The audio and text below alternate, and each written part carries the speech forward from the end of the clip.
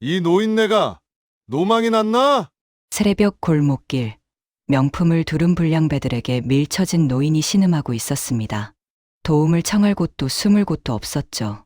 그때 막 야간 근무를 마치고 집으로 향하던 순경 서윤이 노인의 앞을 막아섰어요.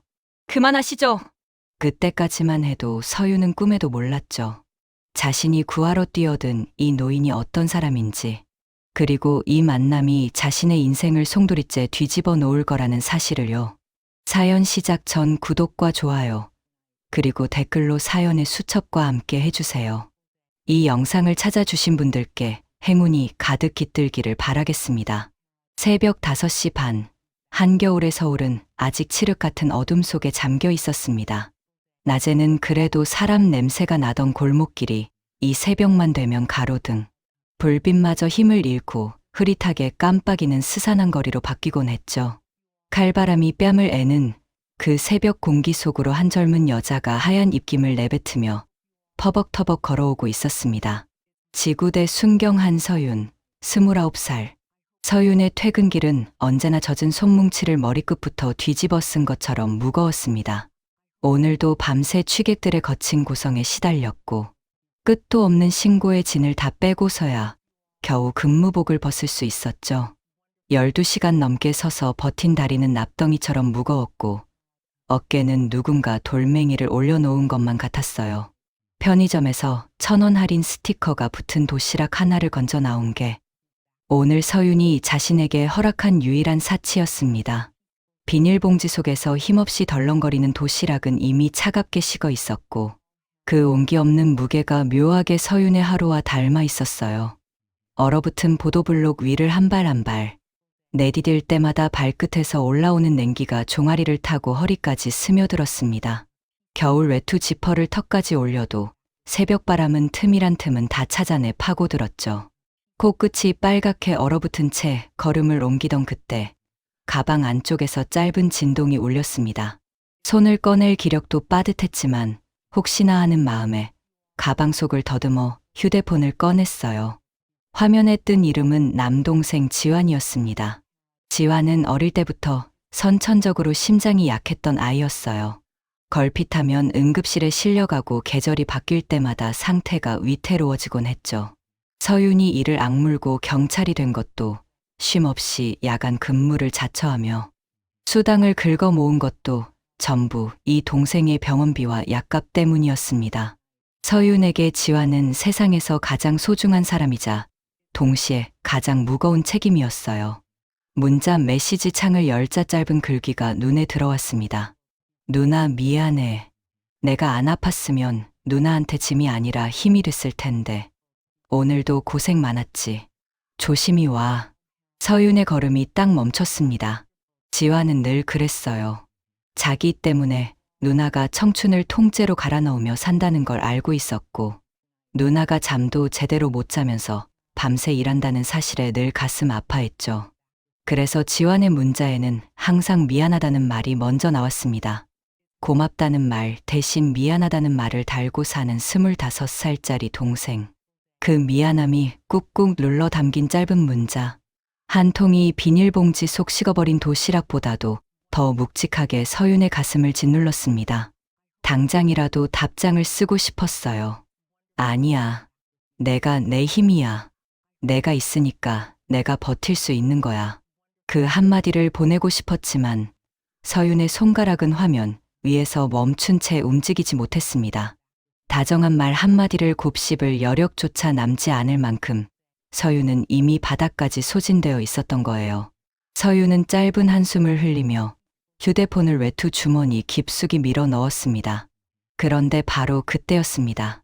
집으로 향하는 지름길인 후미진 골목 어귀에 막 들어서는 순간 평소라면 인적 하나 없이 조용했을 그곳에서 날선 고함이 새벽의 정적을 찢어버렸어요. 이 할아버지가 노망이 났나? 이거 한정판이야. 당신 목숨값보다 비싼 신발이라고. 서윤의 온몸이 반사적으로 굳었습니다. 심장이 한 박자 빠르게 뛰기 시작했고 피로에 절어있던 감각들이 일제히 깨어났어요. 고함 뒤를 이어 들려온 건 둔탁한 충격음, 그리고 그 위를 덮는 노인의 억눌린 신음이었습니다. 서윤은 본능적으로 발걸음을 낮추고 낡은 담벼락 모서리에 몸을 바짝 붙였습니다. 살짝 고개를 내밀어 골목 안쪽을 들여다본 순간 서윤의 눈에 들어온 건 이런 광경이었어요. 골목 한쪽에 비스듬히 세워진 번쩍이는 검은 외제차. 그 옆에서 명품 로고가 커다랗게 박힌 옷을 입은 젊은 사내 둘이 한 노인을 구석으로 거칠게 몰아붙이고 있었습니다. 한겨울 새벽에 얄팍한 명품 옷만 걸칠 수 있다는 것 자체가 그들이 어떤 부류인지를 말해주고 있었죠. 눈빛에는 약한 사람을 짓밟으며 느끼는 잔인한 쾌감이 번들거리고 있었습니다. 노인은 바닥에 주저앉아 바들바들 떨고 있었어요. 겨울바람에 옷깃이 벌어진해진 점퍼 위에는 정체 모를 국물 얼룩이 선명했고 한쪽 무릎이 찢어진 바지 사이로 쇠똑같이 마른 다리가 드러나 있었습니다. 사내 중 하나가 코를 손등으로 틀어막으며 노인 앞에 침을 뱉었습니다. 아, 진짜 냄새 나네. 야, 지갑 한번 내놔봐. 세탁비는 받아야 될 거 아니야? 노인이 고개를 절레절레 흔들었지만 벽에 등이 막혀 더 이상 물러날 곳이 없었어요. 사내는 거칠 것 없이 노인의 외투 안주머니에 손을 밀어넣더니 가죽이 다 벗겨진 낡은 지갑을 거침없이 낚아챘습니다. 그리고 그 안의 것들을 길바닥에 사정없이 털어버렸죠. 영수증 조각들이 바람에 날리고 구겨진 지폐 몇 장이 차가운 바닥 위로 힘없이 떨어졌습니다. 새벽 바람이 지폐를 이리저리 굴려대자 노인은 흙먼지가 묻은 손으로 다급히 그 돈을 주우려 바닥을 더듬었어요. 깨진 돋보기 안경이 코끝에서 아슬아슬하게 흔들리는 가운데 노인의 갈라진 손끝이 필사적으로 지폐를 향해 뻗어갔습니다. 번쩍이는 구두 끝이 노인의 손가락 바로 앞에 닿으려던 지폐를 가차없이 짓밟았습니다. 이게 어디서 손을 놀려? 확! 노인의 손끝이 지폐에 닿기 직전 구두굽이 지폐째 바닥을 내리눌렀어요. 미처 손을 빼지 못한 노인의 손가락 끝이 구두와 바닥 사이에 스쳤고 노인의 입에서 고통스러운 신음이 터져 나왔습니다. 평생을 성실하게 살아온 세월이 고스란히 새겨진 마디. 굵은 그 손이 자기 돈을 줍겠다고 뻗었다는 이유만으로 짓밟힌 거예요. 사내는 구두 밑에 지폐를 비벼 으깨듯 발을 돌리며 비열하게 웃었고 다른 사내는 팔짱을 낀 채 구경이라도 하듯 바라보고 있었습니다.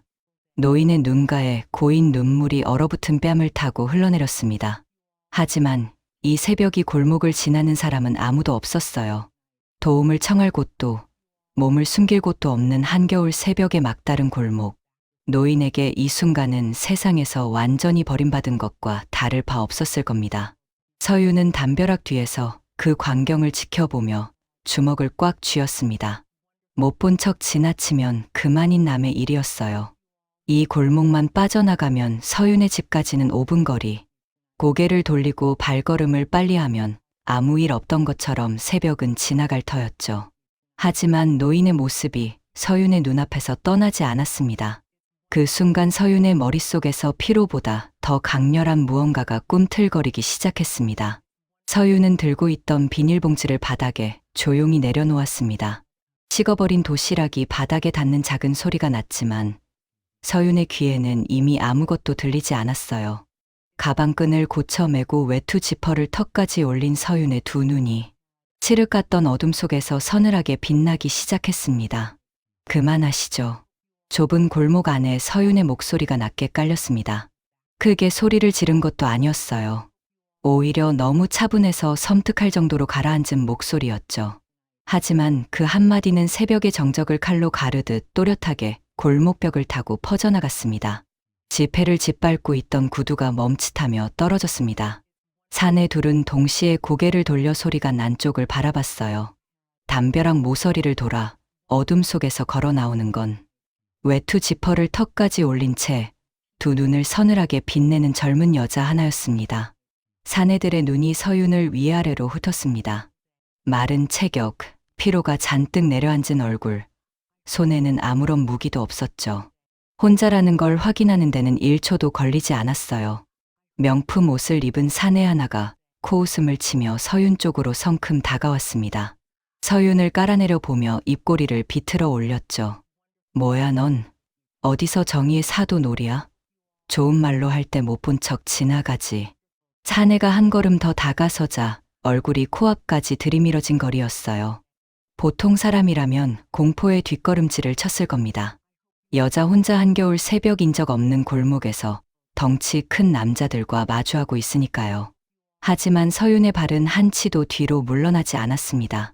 서윤은 사내의 얼굴을 똑바로 올려다보며 오른손을 천천히 외투 주머니 속으로 집어넣었어요. 그리고 아주 익숙한 동작으로 휴대폰을 꺼내더니 엄지손가락 하나로 카메라를 켰습니다. 렌즈가 빛을 받아 반짝이는 순간 서윤의 손은 흔들림 하나 없이 사내들의 얼굴을 정면으로 조준했어요. 그 상태에서 팔을 천천히 옮겨 골목 입구에 세워둔 외제차의 번호판까지 한 프레임 안에 정확히 담아냈습니다. 지금 이 상황 전부 녹화되고 있습니다. 서윤의 목소리에는 떨림이라곤 한 조각도 섞여 있지 않았어요. 마치 지구대에서 매일 밤 취객들을 상대하며 단련된 현장의 감각이 온몸에 새겨져 있는 것처럼 단어 하나하나가 또박또박 단단하게 내뱉어졌습니다. 어르신 지갑 뺏으신 거랑 어르신 돈집 밟으신 거 다 찍혔거든요. 그 한마디에 사내들의 표정이 처음으로 흔들렸습니다. 아까까지 기세등등하게 노인 위에 군림하던 그 뻔뻔한 얼굴에 예상 못한 변수를 만난 당혹감이 스쳐 지나간 거예요. 두 사내는 본능적으로 서로의 눈치를 살폈습니다. 그 찰나의 동요를 서윤은 놓치지 않았어요.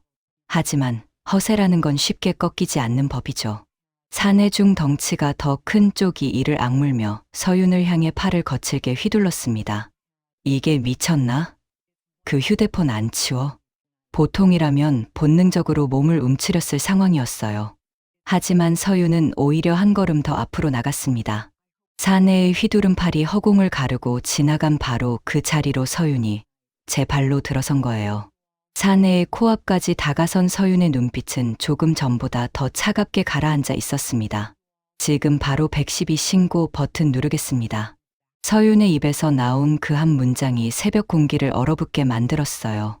경범죄가 아닙니다. 두 분이서 어르신 지갑을 빼앗고 돈까지 밟아 뭉개셨으니 특수강도의 공동 협박까지 붙을 수 있어요. 감당하시겠어요? 특수강도. 그 단어가 서윤의 입에서 튀어나오는 순간 사내들의 눈동자가 사정없이 흔들리기 시작했습니다. 아까까지 노인을 괴롭히며 킥킥거리던 그 거만한 눈빛이 마치 어둠 속에서 불빛을 만난 쥐처럼 갈 곳을 잃고 이리저리 굴러다녔어요. 뒤늦게 사태의 심각성을 깨달은 건지 사내의 입술이 미세하게 떨려왔습니다. 서윤은 틈을 주지 않았습니다. 휴대폰 화면을 사내들의 눈앞으로 돌려 신고 화면을 정면으로 보여줬어요.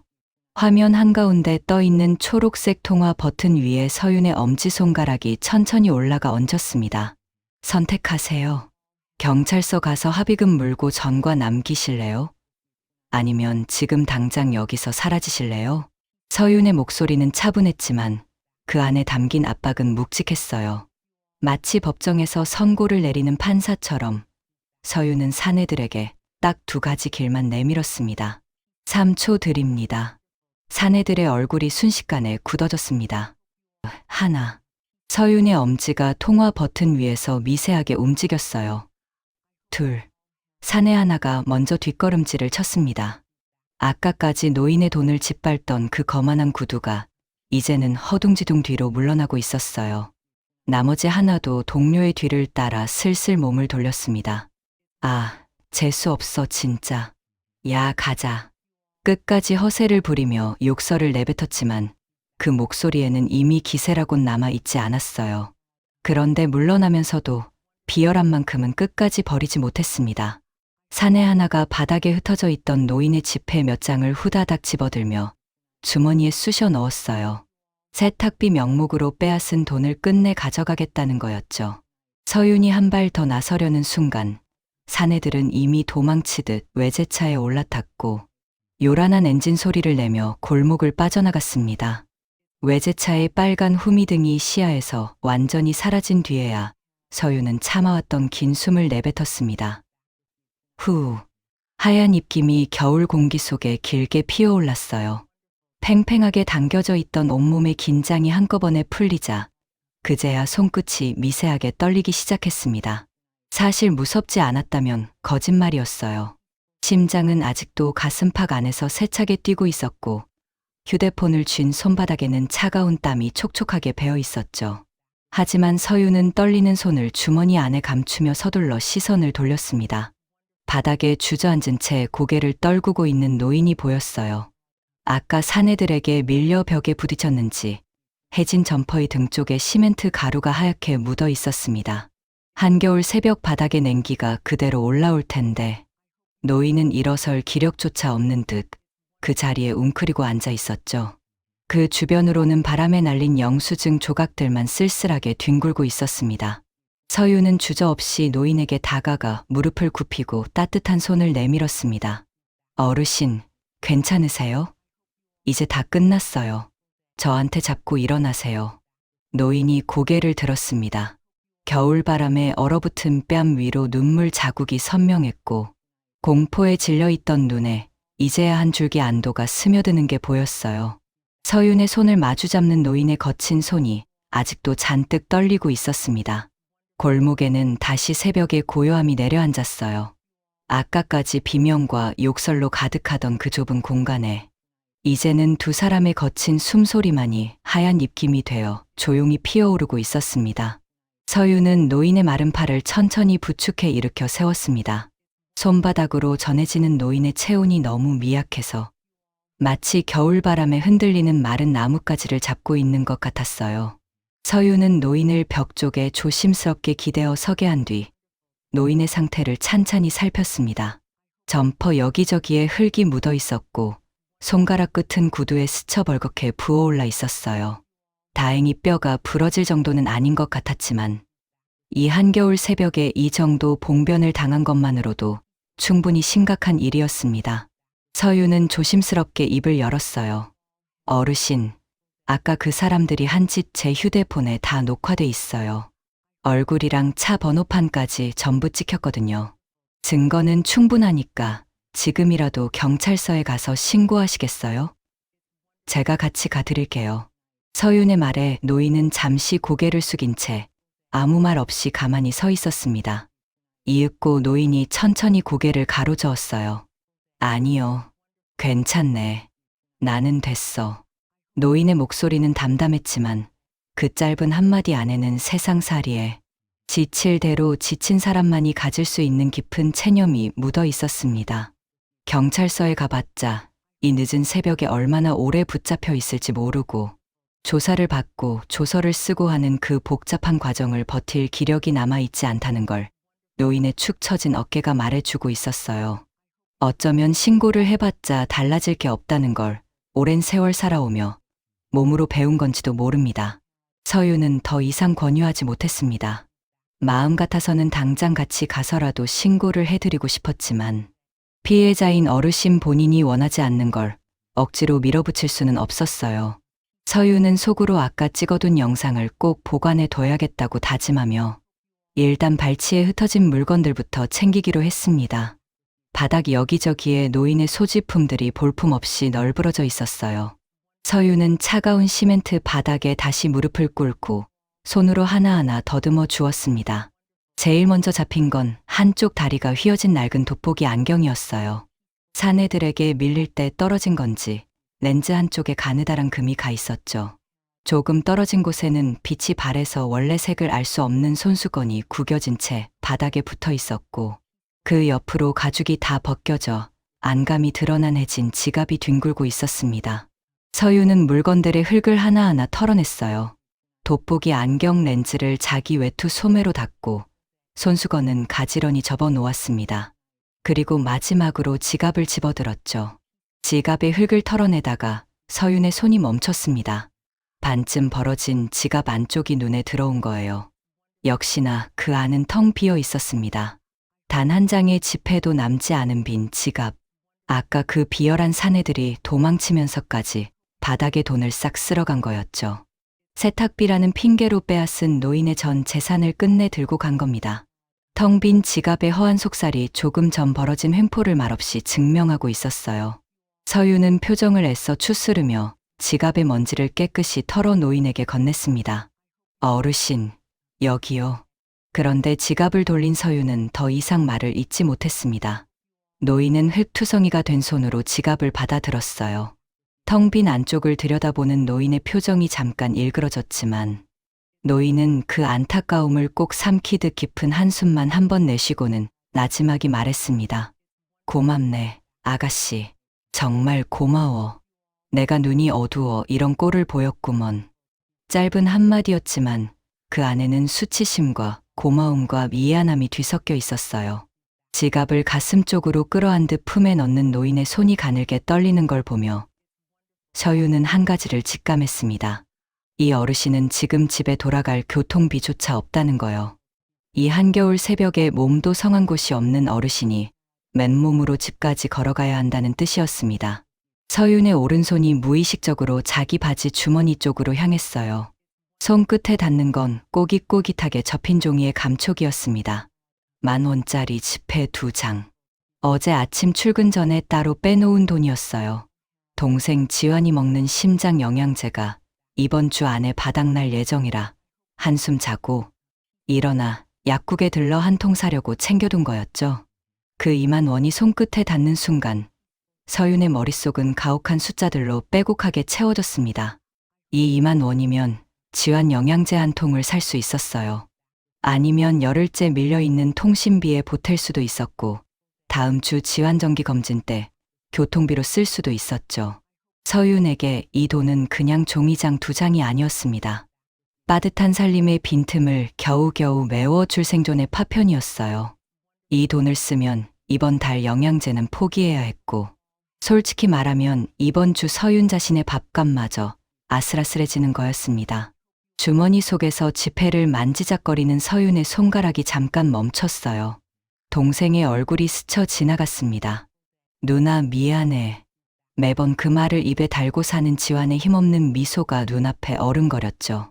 밀린 고지서의 빨간 숫자들도 텅 빈 통장 잔고도 머릿속을 빠르게 스쳐갔습니다. 하지만 바로 그때 옆에 서 있는 노인의 모습이 서윤의 시야로 들어왔어요. 깡마른 어깨가 겨울바람에 잔뜩 움츠러들어 있었습니다. 해진 점퍼 틈새로 매서운 바람이 파고드는지 노인의 몸 전체가 쉬지 않고 떨리고 있었어요. 이 한겨울 새벽에 돈도 없이 이 어르신은 대체 어떻게 집까지 돌아간단 말인가요?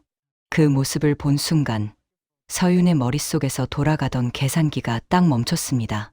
동생의 얼굴도 고지서의 숫자들도 잠깐 가슴속 깊은 곳에 묻어두기로 한 거예요. 서윤은 주머니에서 꼬깃꼬깃한 10,000원짜리 2장을 꺼냈습니다.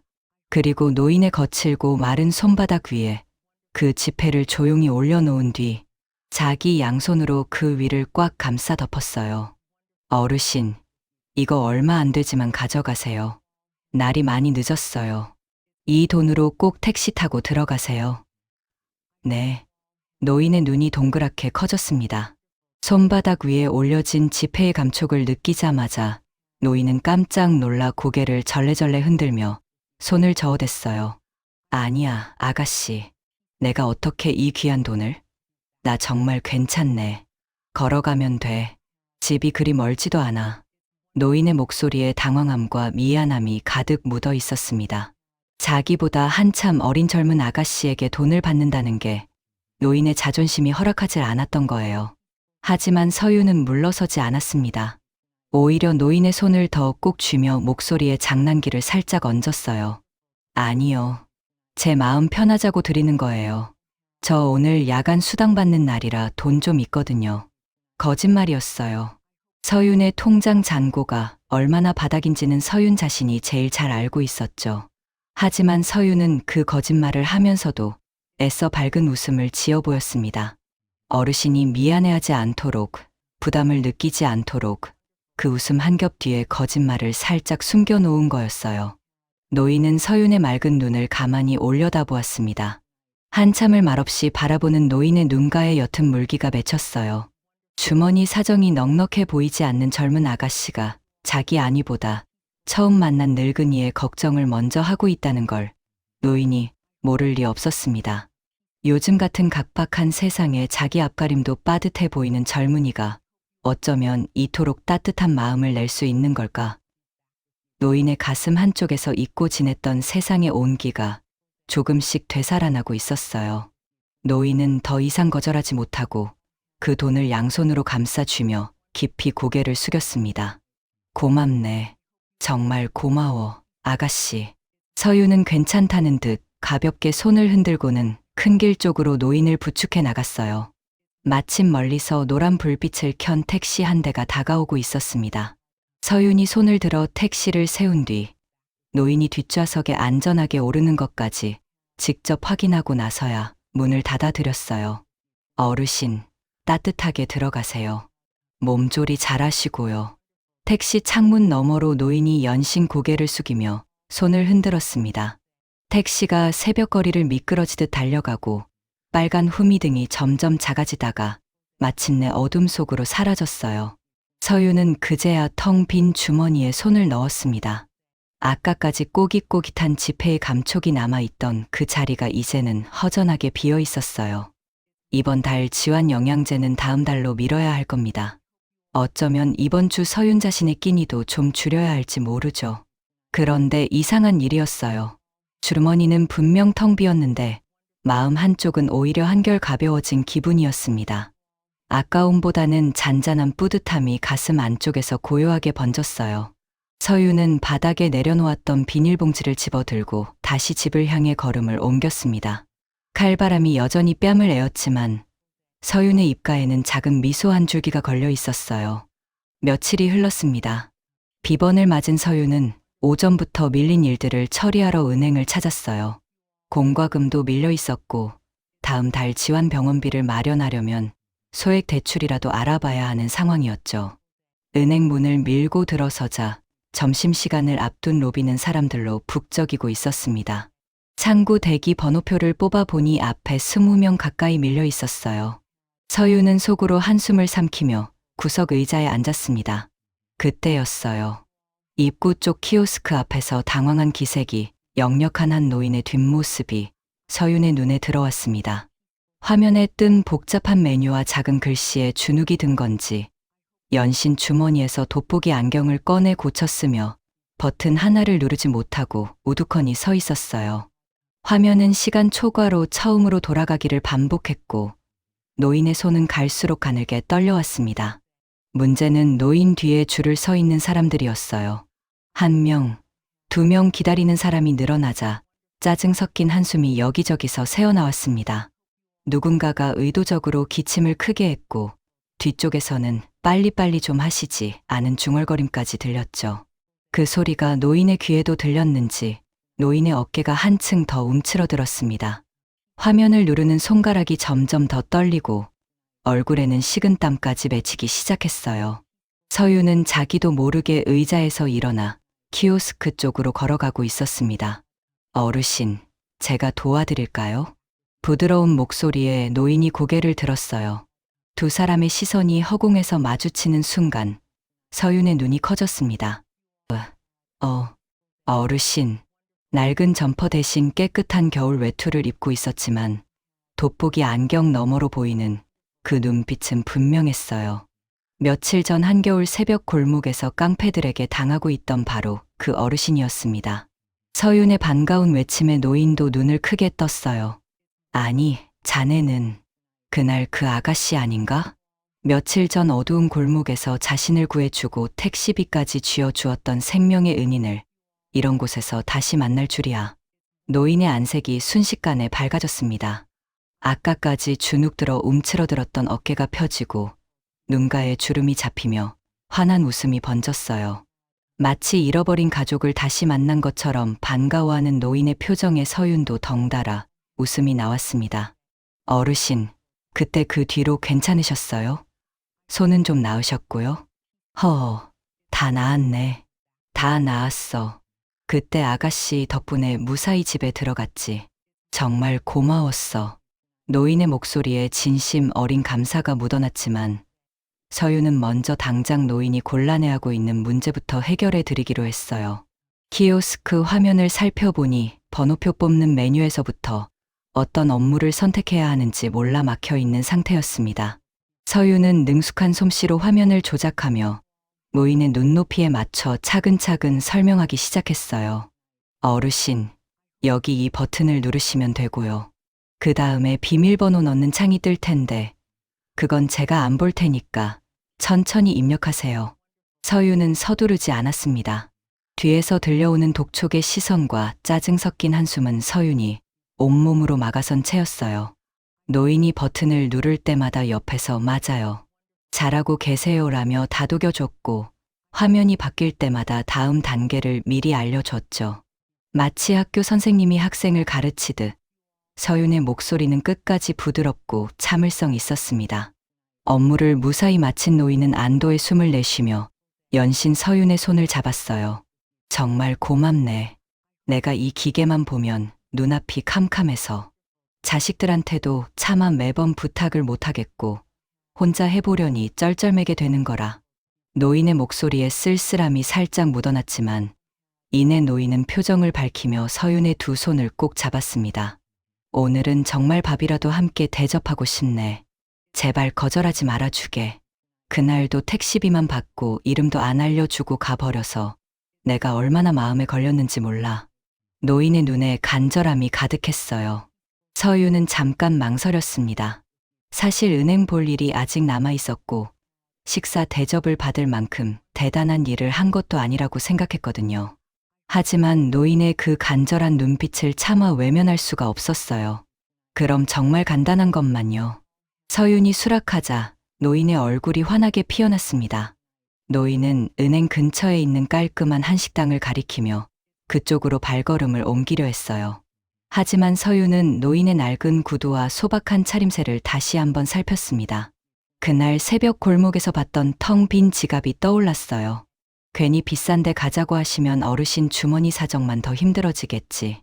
서윤은 장난기 어린 웃음을 지으며 은행 앞거리에 보이는 빨간 포장마차를 손가락으로 가리켰어요. 어르신, 저 사실 아침부터 매콤한 떡볶이가 너무 먹고 싶었거든요. 저기서 같이 드셔주실래요? 제가 제일 좋아하는 집이에요. 서윤의 말에 노인은 잠깐 어리둥절한 표정을 지었지만 이내 서윤의 속마음을 읽은 듯 조용히 미소를 지었습니다. 근사한 식당 대신 길거리 포장마차를 골라준 이 젊은이의 배려가 노인의 가슴을 또 한 번 따뜻하게 적셨던 거예요.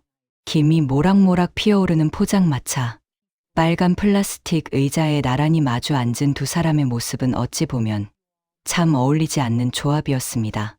해진 외투의 노인과 피로가 짙게 내려앉은 젊은 여자가 떡볶이 접시 하나를 사이에 놓고 마주 앉아 있으니까요. 하지만 두 사람 사이에 흐르는 공기만큼은 포장마차 안에 어떤 테이블보다 따뜻했어요. 서윤은 젓가락으로 떡볶이를 어르신의 앞접시에 넉넉히 덜어드렸습니다. 노인은 서윤이 골라준 떡볶이 한 점을 입에 넣으며 흐뭇한 미소를 지었어요. 매콤달콤한 떡볶이의 온기가 입안 가득 번지자 며칠 전 새벽 골목의 차가운 기억이 조금씩 녹아내리는 것 같았습니다.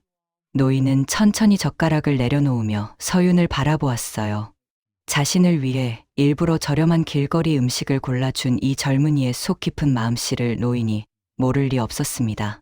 골목에서 보여준 용기만으로도 대단한데 택시비를 쥐어주던 그 따뜻한 손길, 그리고 오늘 키오스크 앞에서 보여준 끝없는 인내심까지 사람의 마음을 이토록 따뜻하게 쓰는 젊은이가 세상에 있다니. 노인의 눈가에 잔잔한 물결이 일었어요. 포장마차 천막 가는 바깥 세상과는 완전히 다른 온도였습니다. 끓어오르는 떡볶이 냄비에서 모락모락 피어오르는 김이 천막 안을 가득 채우고 있었고 그 김 사이로 두 사람의 웃음소리가 소박하게 번져나갔어요. 아까까지 은행 키오스크 앞에서 주눅 들어있던 노인의 표정은 온데간데 없이 사라지고 지금은 마치 오랜 친구를 만난 사람처럼 편안한 얼굴로 앉아 있었습니다. 이거 꽤 맛있네. 이 나이에 길거리 떡볶이를 먹게 될 줄이야. 노인의 입꼬리가 올라가며 눈가에 잔주름이 깊게 잡혔어요. 그 표정이 어찌나 흐뭇한지 마치 다 큰 딸과 함께 나들이를 나온 아버지 같았습니다. 노인은 이내 젓가락을 내려놓고 서윤을 가만히 바라보았어요. 눈빛이 조금 진지해졌습니다. 아가씨는 참 마음이 따뜻해. 요즘 같은 각박한 세상에 나 같은 노인네한테 왜 이렇게까지 잘해주는 건가? 투박하지만 진심이 묻어나는 질문이었습니다. 노인의 목소리에는 단순한 궁금증을 넘어서 이 젊은이의 마음속에 대체 무엇이 들어있는지 알고 싶다는 간절함 같은 게 담겨 있었어요. 서유는 그 시선이 쑥스러웠는지 어묵 국물 종이컵을 두 손으로 감싸쥐며 살짝 머리를 긁적였습니다. 에이, 저 그렇게 대단한 사람 아니에요. 그냥 눈에 보이면 못 지나치는 성격이라.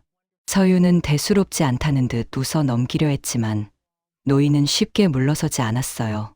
아니야. 그게 대단한 거지. 요즘 세상에 남의 일에 선뜻 나서는 사람이 어디 있나? 그것도 자기 몸도 힘든 새벽에 위험한 줄 알면서도 말이야. 보통 사람은 못해, 그건.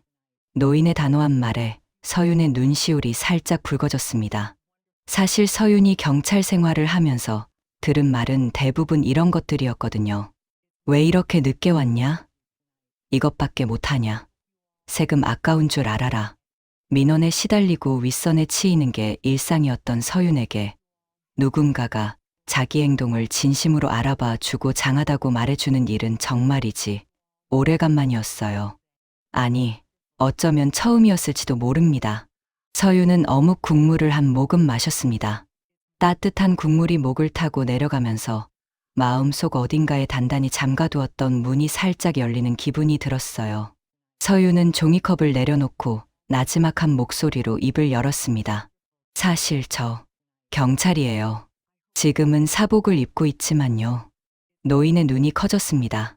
젓가락을 집으려던 손이 공중에서 멈췄어요. 경찰. 자네가? 네. 지구대 순경이요. 아직 햇병아리예요. 서윤이 쑥스럽게 웃자 노인은 한참 동안 서윤의 얼굴을 물끄러미 바라보더니 감탄 섞인 탄성을 내뱉었습니다. 경찰이었어. 어쩐지 그날 새벽에 그 불량배 둘 앞에서도 눈 하나 깜짝 안 하더니 장하구먼. 정말 장해. 노인의 진심 어린 칭찬에 서윤은 고개를 숙이며 손가락으로 종이컵 가장자리를 만지작거렸어요. 장하다는 말 한마디가 비타민 열 알보다 달콤하게 가슴속에 스며드는 걸 서윤 자신도 느끼고 있었습니다. 잠시 침묵이 흘렀어요. 떡볶이 냄비에서 보글보글 끓는 소리가 포장마차 안을 채웠습니다. 서윤은 무의식적으로 외투 주머니 안쪽을 만지작거렸어요. 그곳에는 작은 열쇠고리 하나가 달려 있었습니다. 반쯤 닳아서 모양을 알아보기 힘든 경찰 모자 모양의 금속 열쇠고리였죠. 제 아버지가 경찰이셨거든요. 서윤의 목소리가 한 톤 낮아졌습니다. 노인은 떡볶이를 집으려던 젓가락을 조용히 내려놓았어요. 어릴 때 아마 제가 7살인가 8살쯤이었을 거예요. 아버지 서랍에서 낡은 수첩을 하나 발견한 적이 있는데 그 수첩 첫 페이지에 정혜라는 글자가 아주 크게 적혀 있었어요. 서윤의 눈이 먼 곳을 바라보았습니다. 지금 여기가 아니라 아주 오래전 어린 시절의 어느 장면을 바라보는 것 같은 눈빛이었어요. 그때는 그 글자가 뭔 뜻인지도 몰랐어요. 그냥 아빠가 굵직한 글씨로 꾹꾹 눌러 쓴 그 두 글자가 참 예뻐 보였거든요. 나중에 커서 알게 됐죠. 아빠가 왜 그 글자를 수첩 맨 앞에 적어뒀는지. 서윤의 목소리가 잠깐 떨렸지만 이내 다시 차분하게 이어갔습니다. 아버지는 파출소에서 30년 가까이 근무하신 분이었어요. 크게 승진하거나 이름을 날린 적은 한 번도 없지만 동네 사람들이 무슨 일만 생기면 우리 아버지를 찾았거든요. 할머니들이 길에서 넘어지면 제일 먼저 달려가시고 아이들이 길을 잃으면 밤새 동네를 뒤지시고 늘 남의 일을 자기 일처럼 나서시는 분이었어요. 서윤은 열쇠고리를 주머니에서 꺼내 손바닥 위에 올려놓았습니다. 경찰 모자 모양의 작은 금속 장식이 포장마차의 노란 불빛을 받아 희미하게 반짝였어요. 이건 아버지가 쓰시던 열쇠고리예요. 아버지가 돌아가시고 나서 유품 정리하다가 발견한 건데 그때부터 한 번도 뺀 적이 없어요. 노인은 아무 말 없이 서윤의 이야기를 듣고 있었습니다. 포장마차 안에서 떠들던 다른 손님들의 소리마저 멀어진 것처럼 두 사람 사이에는 고요하고 깊은 공기가 흐르고 있었어요. 서윤은 열쇠고리를 다시 주머니에 넣으며 작게 웃었습니다. 저도 아빠처럼 누군가에게 작지만 단단한 힘이 되는 멋진 사람이 되고 싶어서 경찰이 됐어요. 아빠가 수첩에 적어둔 그 정혜라는 글자. 저한테는 아빠가 남겨주신 유산 같은 거거든요. 서윤의 눈가에 옅은 물기가 맺혔지만 입가에는 미소가 걸려 있었습니다. 슬프면서도 자랑스럽고 그리우면서도 따뜻한 복잡한 감정들이 뒤섞인 표정이었어요. 노인은 서윤이 이야기하는 동안 한마디도 끊지 않고 묵묵히 경청했습니다. 화려한 학벌이나 높은 연봉에 대한 이야기가 아니었어요. 오직 누군가를 돕고 싶다는 순수한 마음, 아버지의 뜻을 이어받고 싶다는 정직한 열망으로 가득 찬 서윤의 눈동자. 그 맑은 빛을 바라보며 노인은 가슴 깊은 곳에서 묵직한 울림을 느꼈습니다. 이런 젊은이가 아직 이 세상에 남아있다니. 돈도 없고 백도 없고 자기 한 몸 건사하기도 힘든 처지에서 그래도 정이라는 두 글자를 가슴에 품고 살아가는 사람. 노인의 눈 속에 어떤 결심 같은 것이 스쳤어요. 이 맑은 빛이 세상의 거친 바람에 흐려지지 않도록 할 수 있다면 지켜주고 싶다는 마음이 노인의 가슴 속에 조용히 뿌리를 내리기 시작한 거였습니다. 노인은 테이블 너머 서윤의 손을 가만히 잡아 다독였어요. 아버지가 참 좋은 분이셨구나. 그리고 그 아버지의 마음을 이렇게 고스란히 이어받은 딸이 있으니 분명 하늘에서도 자랑스러워하실 거야. 노인의 따뜻한 한마디에 서윤은 참으려던 눈물이 살짝 뺨을 타고 흘렀습니다. 얼른 손등으로 훔치며 괜히 쑥스러운 듯 웃었어요. 아유, 어르신 때문에 울 뻔했잖아요. 떡볶이 먹으면서 울면 안 되는데. 노인도 함께 웃었습니다. 포장마차 안에 두 사람의 웃음소리가 떡볶이 김과 함께 가볍게 피어올랐어요. 어느덧 접시 바닥이 빨간 양념 자국만 남기고 깨끗하게 드러났습니다. 국물 종이컵도 비었고 포장마차 아주머니가 슬슬 정리를 시작할 시간이었죠. 두 사람은 자리에서 일어나 포장마차 밖으로 나섰습니다. 겨울 바깥 공기가 차갑게 뺨을 스쳤지만 뱃속에 떡볶이 온기가 아직 남아 있어서인지 아까보다는 훨씬 견딜만 했어요. 서윤은 노인을 향해 밝게 웃으며 고개를 숙였습니다. 어르신, 오늘 떡볶이 정말 잘 먹었어요. 다음엔 제가 더 맛있는 거 사드릴게요. 그때까지 건강 잘 챙기셔야 해요. 아셨죠? 노인은 서윤의 밝은 인사에 연신 고개를 끄덕이며 손을 흔들었어요. 그래, 고맙네. 서윤 아가씨, 우리 꼭 다시 보세. 꼭이야. 서윤은 한 번 더 손을 흔들고 돌아섰습니다. 가벼운 발걸음으로 횡단보도를 건너가는 서윤의 뒷모습을 바라보며 노인은 한동안 그 자리에 서 있었어요. 겨울바람이 노인의 외투 자락을 흔들었지만 노인은 추위를 느끼지 못하는 것 같았습니다. 서윤이라. 한서윤. 노인은 멀어지는 서윤의 뒷모습을 보며 그녀의 이름을 나지막이 되뇌었어요. 빨간 떡볶이처럼 따뜻하고 진한 여운이 노인의 가슴 속에 오래도록 남았습니다. 포장마차의 빨간 천막이 겨울바람에 펄럭이는 가운데 두 사람의 소박하지만 특별한 만남이 조용히 마무리되었습니다. 다음 날 어떤 일이 일어날지는 모르는 채 말이죠. 다음 날 아침이었습니다. 서윤은 여느 때처럼 지구대에 출근해 근무복으로 갈아입고 당직 보고를 확인하고 있었어요. 어젯밤 별다른 사건 없이 조용했다는 보고에 안도하며 커피 한 잔을 내리려던 참이었죠. 창밖으로 보이는 겨울 아침 햇살이 지구대 사무실 유리창에 부드럽게 부서지고 있었고 서윤은 어제 떡볶이를 나누어 먹던 어르신의 흐뭇한 미소를 떠올리며 잠깐 기분 좋은 아침을 보내고 있었습니다. 그런데 갑자기 지구대 현관 쪽에서 요란한 구두 소리가 들려왔어요. 한두 사람의 발소리가 아니었습니다. 빠르고 거칠고 성난 발걸음이 복도를 울렸고 그 뒤를 따르는 날카로운 여자의 목소리가 건물 전체를 뒤흔들었습니다. 그 여경 어디 있어? 내 아들 팔을 이 지경으로 만든 그 여자, 당장 나오라고 해. 서윤은 반사적으로 고개를 돌렸어요. 지구대 로비가 한순간에 아수라장이 되고 있었습니다. 화려한 명품 가방을 든 중년 여성이 접수대 앞에서 소리를 지르고 있었고 그 옆에는 며칠 전 골목에서 마주쳤던 그 사내 둘이 서 있었어요. 그날 새벽 노인을 괴롭히던 그 명품을 입은 깡패들이었습니다. 한 놈은 팔에 깁스를 하고 있었는데 서윤은 그 깁스가 대체 언제 생긴 건지 알 수가 없었어요. 골목에서 대치할 때 그 정도 부상을 입힌 적이 없었거든요. 하지만 서윤의 시선을 정말로 얼어붙게 만든 건 그 무리 뒤에 버티고 서 있는 한 남자의 존재였습니다. 값비싼 캐시미어 코트, 은퇴 안경, 거만하게 치켜든 턱. 이 지역에서 건설업부터 유흥업까지 모든 이권에 손을 대고 있다는 소문이 자자한 지역 유지. 그러니까 그 깡패들의 아버지였어요.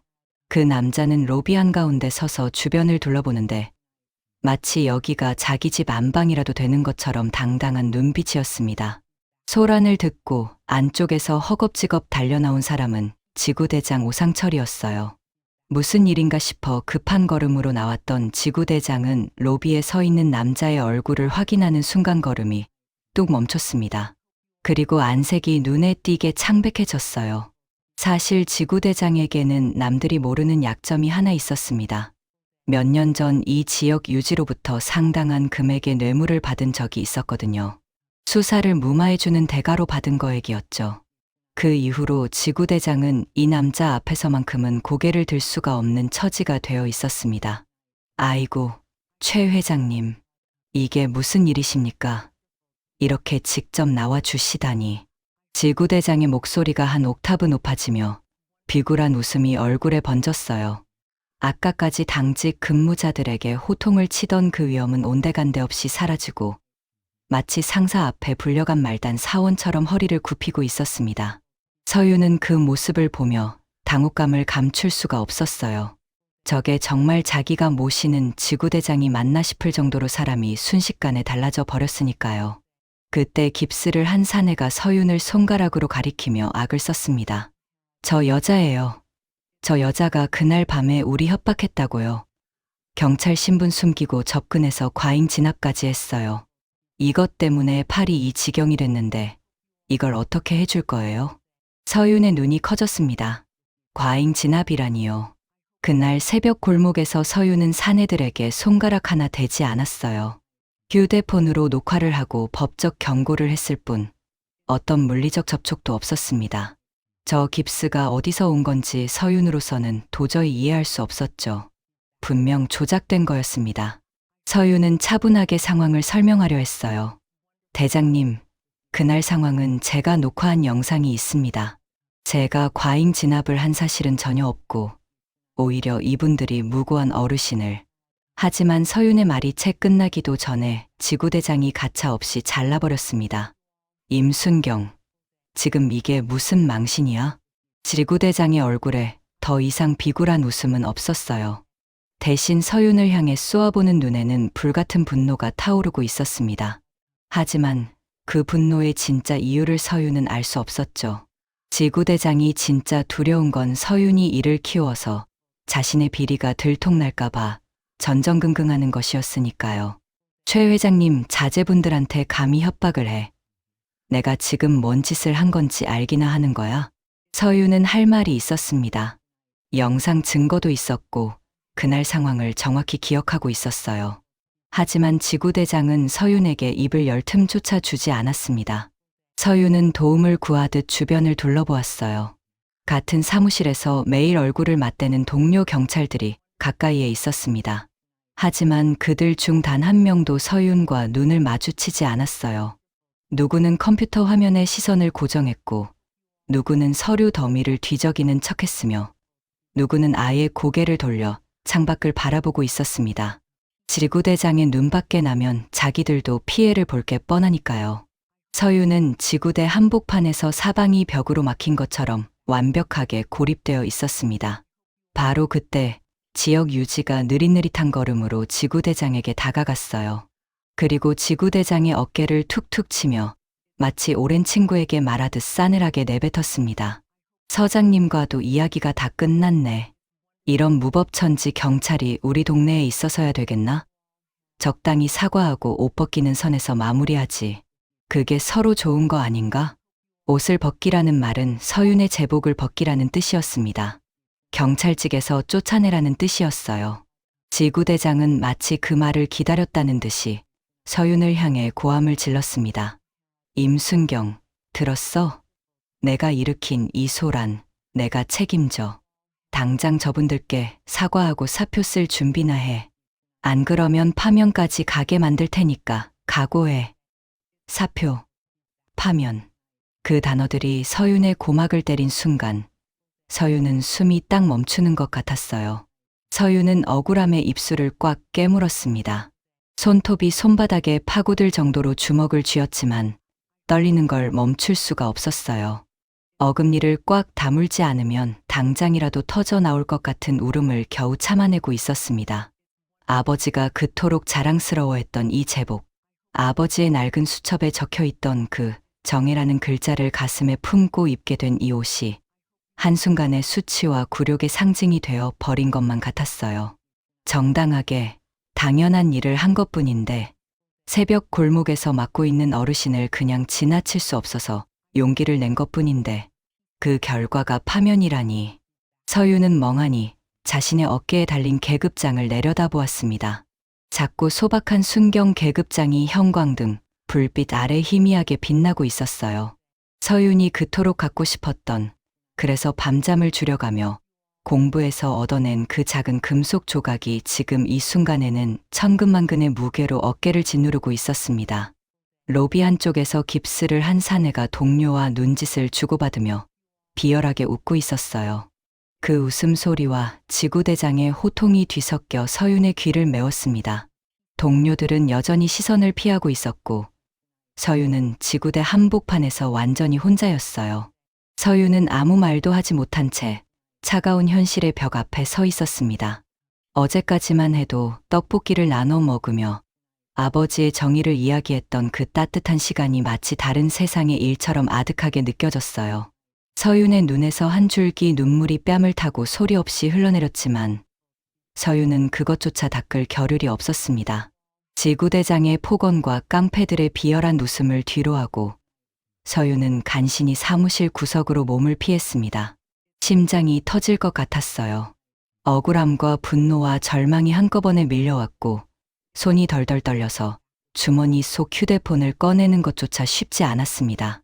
서윤은 떨리는 손가락으로 민재의 번호를 눌렀어요. 신호가 2번 울리자 민재의 다정한 목소리가 들려왔습니다. 서윤아, 왜? 무슨 일이야? 서윤은 그 목소리를 듣는 순간 터져 나올 것 같은 울음을 간신히 삼키며 짧게 내뱉었어요. 민재 씨, 이번 주 상견례. 나 못 갈 것 같아. 미안해. 뭐, 갑자기 무슨 소리야?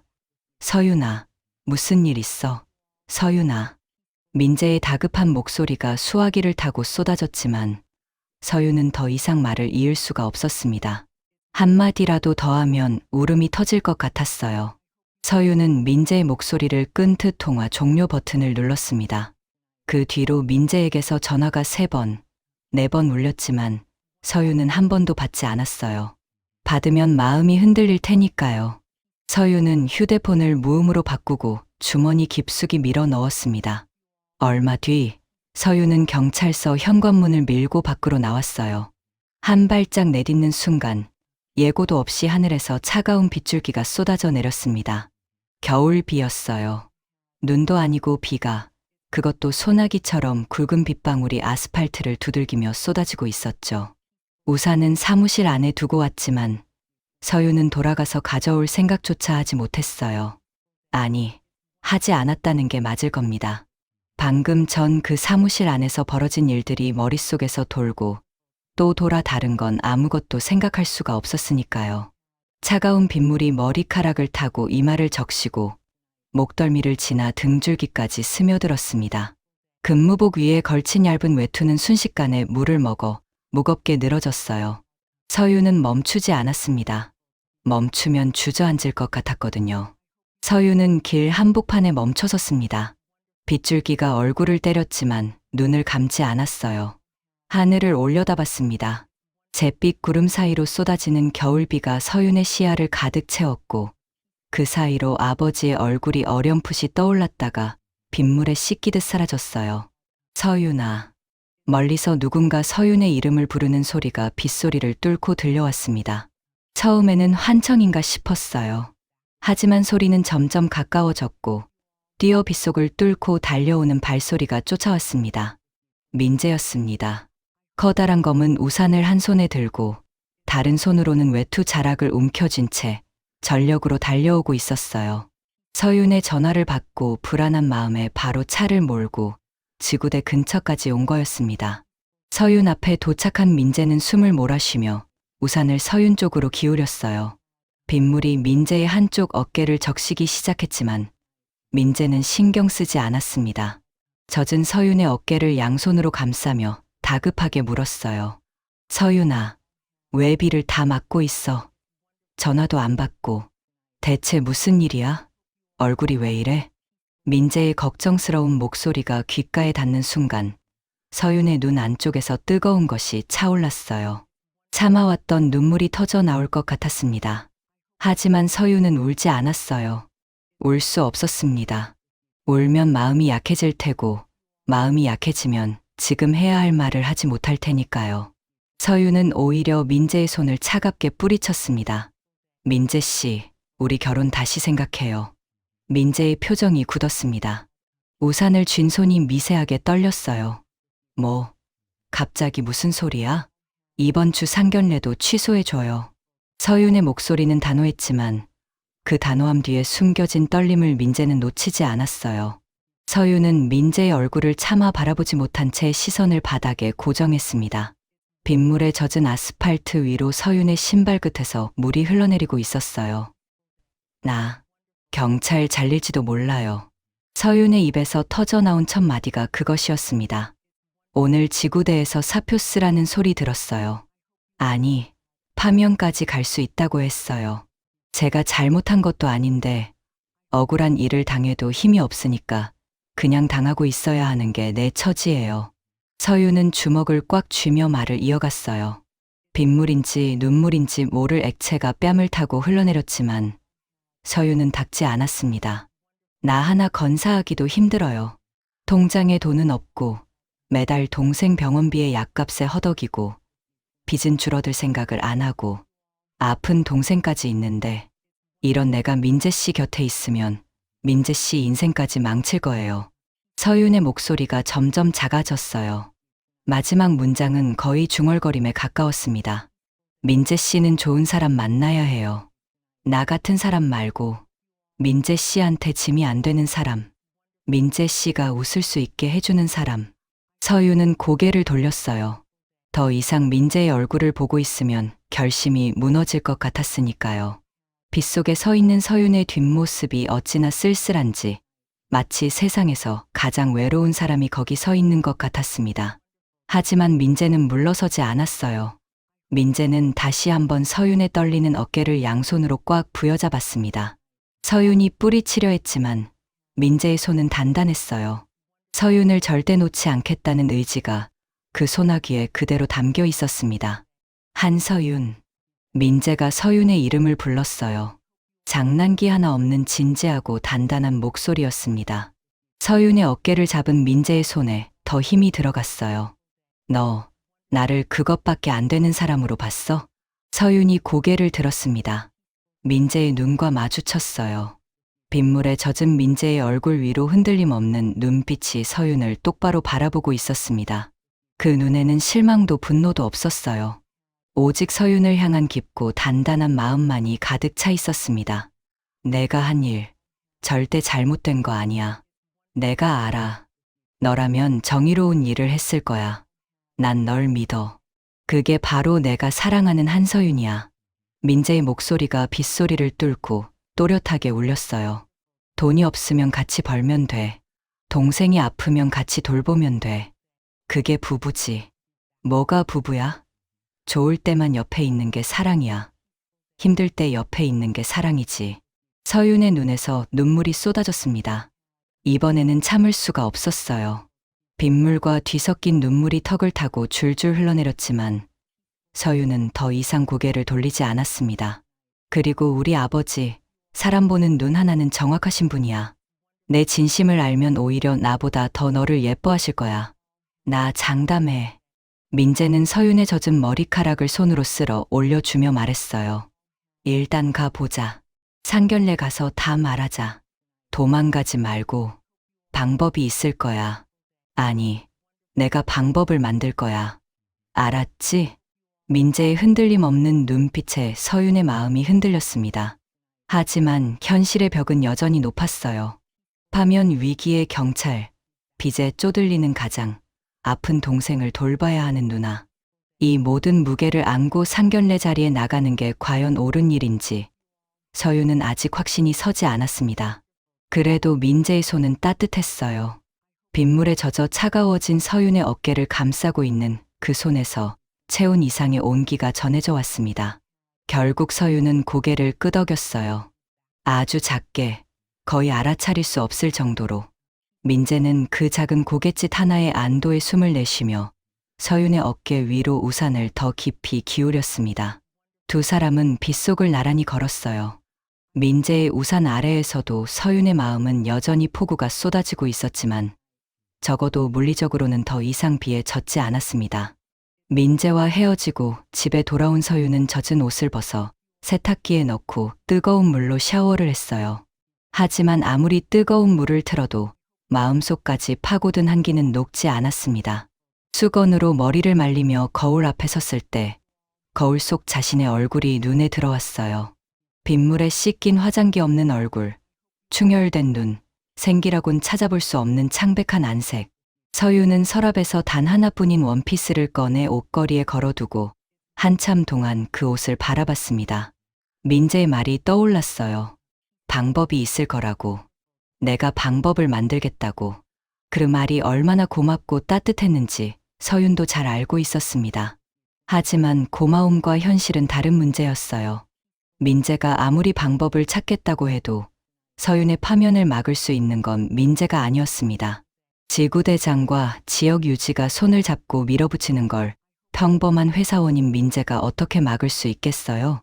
그리고 설령 파면을 면한다 해도 돈 문제는 여전했습니다. 동생 병원비, 밀린 공과금, 쌓여가는 빚.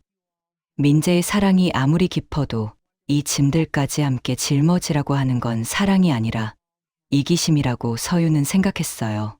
무엇보다 서윤의 마음을 가장 무겁게 짓누르는 건 민재의 부모님이었습니다. 아직 한 번도 만난 적 없는 분들이었어요. 아들의 상견례 상대가 파면 위기에 처한 가난한 순경이라는 걸 알면 어떤 부모가 반가워하겠어요? 빚더미에 앉아있고 아픈 동생까지 달린 며느리를 두 팔 벌려 환영할 부모가 세상에 어디 있겠어요? 민재는 부모님이 이해해 주실 거라고 했지만 그건 아들이니까 할 수 있는 말이지. 현실은 다를 거라고 서유는 생각했습니다. 차라리 상견례 자리에서 모든 걸 솔직하게 말씀드리자. 숨기지 말고 꾸미지 말고 있는 그대로의 내 처지를 다 보여드리자. 그러면 부모님 쪽에서 먼저 이 결혼을 말리실 거야. 그게 민재 씨를 위해서도 민재 씨 가족을 위해서도 가장 깨끗한 방법이야. 서유는 그렇게 생각을 정리했어요. 민재 앞에서는 끄덕였지만 속으로는 이미 결론을 내린 거였습니다. 상견례 자리에서 다 털어놓고 깨끗하게 물러나자. 그게 내가 민재 씨에게 줄 수 있는 마지막 예의야. 서유는 거울 속 자신에게 속삭이듯 중얼거렸어요. 상견례까지만 버티자. 깊은 한숨이 조용한 방 안에 길게 퍼졌습니다. 상견례 당일이 밝았습니다. 며칠 전 빗속에서 민재에게 결혼을 다시 생각하자고 말했던 그날 이후로 서유는 단 하루도 편히 잠들지 못했어요. 밤마다 천장을 바라보며 같은 생각을 되풀이했죠. 가겠다고 약속은 했지만 정말 가는 게 맞는 건지, 민재를 놓아주는 게 맞는 건지 결론은 매번 같았어요. 오늘 다 말씀드리고 물러나자. 그 결심을 가슴에 꾹꾹 눌러 담고서 서유는 집을 나섰어요. 하지만 다잡았던 마음이 무색하게 상견례 장소인 호텔 로비에 발을 들이는 순간 서유는 숨이 턱 막혔습니다. 천장에서 쏟아지는 샹들리에 불빛이 대리석 바닥에 반사되어 눈이 부셨고 은은한 클래식 음악이 로비를 가득 채우고 있었어요. 입구에 서 있는 호텔 직원의 정중한 인사가 오히려 서윤을 더 위축되게 만들었습니다. 이런 곳에 자기가 서 있다는 것 자체가 어울리지 않는 일처럼 느껴졌거든요. 민재가 서윤의 손을 잡고 복도를 걸었습니다. 긴 복도 양쪽으로 늘어선 고급 액자들과 부드러운 조명이 끝없이 이어졌어요. 서윤에게 그 복도는 마치 끝이 보이지 않는 터널 같았습니다. 걸으면 걸을수록 가슴이 조여왔고 손에 쥔 가방끈이 땀으로 축축해졌어요. 서윤은 속으로 몇 번이고 같은 말을 되뇌었습니다. 오늘만 버티자. 오늘 다 말씀드리고 민재 씨를 놓아주자. 그게 내가 줄 수 있는 마지막 예의야. 서유는 그 결심을 가슴에 단단히 묶어두며 한 발 한 발 무거운 걸음을 옮겼어요. 민재가 룸 앞에서 멈췄습니다. 묵직한 나무문 앞에 서자 안쪽에서 낮은 대화 소리가 새어나왔어요. 민재가 서윤을 돌아보며 안심시키듯 미소를 지었지만 서윤의 심장은 가슴팍을 뚫고 나올 것처럼 세차게 뛰고 있었습니다. 문이 열렸습니다. 방 안에는 정갈하게 차려진 테이블이 있었고 그 너머 상석 쪽에 두 분이 나란히 앉아 계셨어요. 민재의 부모님이었습니다. 어머니는 단아한 한복을 입고 계셨고 아버지는 깔끔한 남색 수트를 차려입은 채 찻잔을 들고 계셨죠. 방 안가득 은은한 차향기가 퍼져 있었고 테이블 위에는 고급스러운 닭이 세트가 정갈하게 놓여 있었습니다. 서유는 차마 고개를 들 수가 없었어요. 시선을 바닥에 고정한 채 허리를 깊이 숙여 인사했습니다. 안녕하십니까? 한서윤입니다. 목소리가 떨렸어요. 아무리 단단히 마음먹고 왔어도 이 자리에서 자기소개를 하는 것만으로도 목이 메어 올랐습니다. 이제 곧 이분들 앞에서 자신의 처지를 모두 털어놓고 결혼을 포기하겠다고 말해야 한다는 생각에 다리가 후들거렸어요. 서윤아, 고개 좀 들어봐. 민재가 조용히 속삭였습니다. 서윤은 간신히, 정말 간신히 고개를 들었어요. 시선이 테이블 위의 찻잔을 지나고 수트의 소매자락을 지나고 마침내 상석에 앉은 중년 신사의 얼굴에 닿았습니다. 그 순간이었어요. 서윤의 눈동자가 사정없이 흔들렸습니다. 깔끔한 남색 수트를 입고 은퇴 안경 너머로 온화한 눈빛을 보내고 있는 그 중년 신사.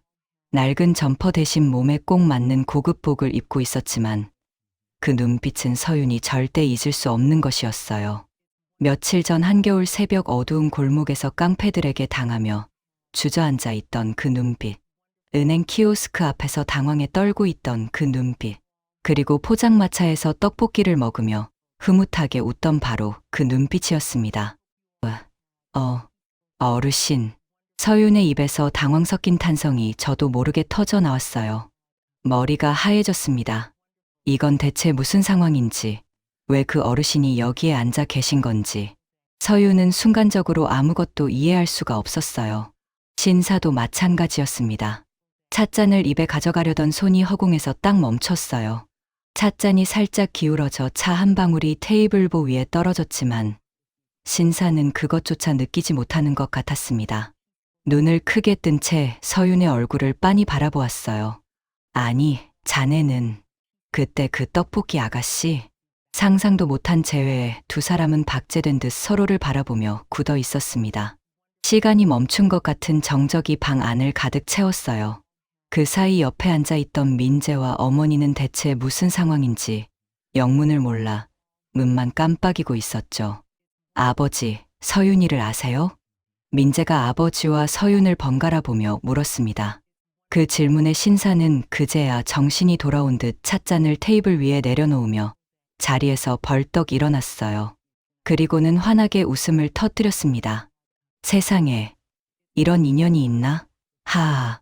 신사의 웃음이 방 안을 가득 채웠어요. 아까까지 정갈하고 조용하던 상견례 분위기가 순식간에 뒤집어졌습니다. 신사는 테이블을 돌아 서윤 쪽으로 다가오며 두 손을 활짝 벌렸어요. 이 아가씨가 바로 내가 말했던 그날 새벽에 내 목숨을 구해주고 택시비까지 쥐어준 그 은인이라네. 민재야, 내가 데려온 여자가 바로 이 아가씨야. 민재의 눈이 커졌습니다. 어머니도 놀란 표정으로 입에 손을 가져다 댔어요. 아버님이 말씀하시던 그분이 서윤이었어요? 그렇다니까. 골목에서 불량배들한테 당하고 있던 나를 구해준 것도, 은행에서 기계 앞에 쩔쩔매는 나를 도와준 것도 전부 이 아가씨야. 세상에, 떡볶이까지 같이 먹었다니까. 신사의 흥분한 목소리에 민재는 믿기 어렵다는 표정으로 서윤을 바라보았어요. 서윤은 아직도 멍한 표정으로 서 있었습니다. 현실감이 없었어요. 며칠 전 포장마차에서 따뜻하게 떡볶이를 나누어 먹던 그 소박한 어르신이 민재의 아버지라니. 서윤의 머릿속에서 지난 며칠간의 기억들이 빠르게 되감기되었습니다. 골목에서 부축해 일으켜 세워드리던 순간, 택시비를 드리며 거짓말을 하던 순간, 키오스크를 도와드리던 순간, 나란히 앉아 떡볶이를 먹던 순간, 그 모든 장면 속의 어르신이 지금 눈앞에 수트를 빳빳하게 차려입고 자기를 은인이라 부르며 서 계셨어요. 어머니는 자리에서 일어나 서윤의 손을 맞잡으며 눈시울을 적셨습니다. 아이고, 이게 정말이에요? 우리 영감이 그날 집에 와서 얼마나 고마워하셨는지 몰라요. 젊은 아가씨가 자기 택시비까지 쥐어주고 갔다면서 이름도 못 물어봤다고 얼마나 안타까워하셨는지. 방 안의 공기가 순식간에 바뀌었습니다.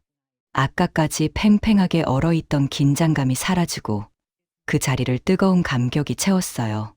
민재는 감격한 표정으로 서윤의 등을 가볍게 다독였고, 신사는 연신 세상에 이런 인연이 늘 반복하며 웃음을 멈추지 못했습니다. 하지만 반가움의 물결이 지나간 자리에 서윤의 가슴 안쪽에서는 날카로운 통증이 번지기 시작했어요.